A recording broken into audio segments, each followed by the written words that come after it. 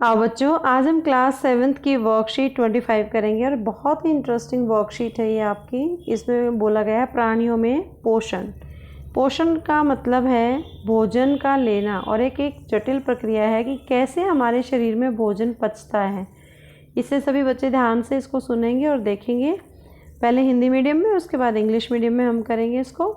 सबसे पहले कुछ शब्द हैं जैसे पोषण। पोषण क्या है? न्यूट्रिशन लेना, खाना खाना, जिसमें खाने को अंतर्ग्रहण किया जाता है, पचाया जाता है, अवशोषण किया जाता है, उसको असिमिलेट किया जाता है, मतलब स्वांगीकरण किया जाता है, फिर जो अपच खाना है उसको शरीर से बाहर निकाला जाता है।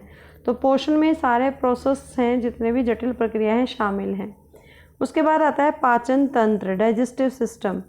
पाचन तंत्र के अंदर जो आहार नाल है, ये आहार नाल है, ये जो दिखाई दे रही है आपकी, आहार नाल और उससे संबंध ग्रंथियां मिलकर पाचन तंत्र का निर्माण करते हैं। पित्रस, जो हमारा लीवर है, this part, this is called liver या यकृत, जिसमें जो पित्रस है वो यकृत से स्रावित होते हैं और वसा के पाचन में अपनी महत्वपूर्ण भूमिका निभाते हैं। उसके बाद आते हैं दूध के दांत। हमारे दांतों का जो पहला सेट होता है वो शैशव काल में निकलता है, लगभग 8 साल की आयु तक ये सभी दांत गिर जाते हैं, जिन्हें दूध के दांत कहते हैं। उसके बाद आता है रोमंथी या रूमिनेंट्स। रूमिनेंट्स उन गाय, भैंस, हिरण जैसे घास खाने वाले जंतुओं में होता है रोमंथी।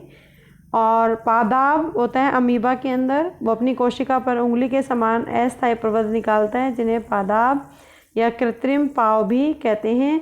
और ये अमीबा को गति देने में, भोजन पकड़ने में सहायता करता है। ये पादाब है, ये खाद्य कणिका बन जाती है, ये पादाब है। उसके आपको याद करने के लिए कुछ ऐसा है कि जब भी भोजन के पाचन का आधारभूत प्रक्रिया सभी प्राणियों में समान होती है, जिसमें खाद्य पदार्थ सरल पदार्थों में परिवर्तित किए जाते हैं और उसमें ऊर्जा मुक्त होती है। तो इस तरीके से आपको ये सारे क्वेश्चंस हैं वो आपकी वर्कशीट में जो पढ़ा है वो सारे क्वेश्चन उसके बेस पे करने हैं। Now the time for the English medium students and today's worksheet is nutrition in animals and worksheet 25 for the class 7th. Now there are few keywords which are used in the nutrition in the animals.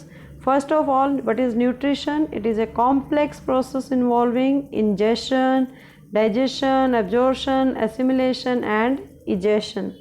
And what is the digestive system? The digestive tract and the associated glands together constitute the digestive system. Now what are the bile juice? Bile juice are secreted. It is the secretion of the liver.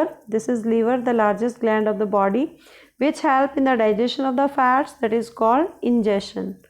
What is the milk teeth? The first set of the teeth grows during the infancy and they fall off at the age of 8, between 6 to 8 years, and these are called milk teeth.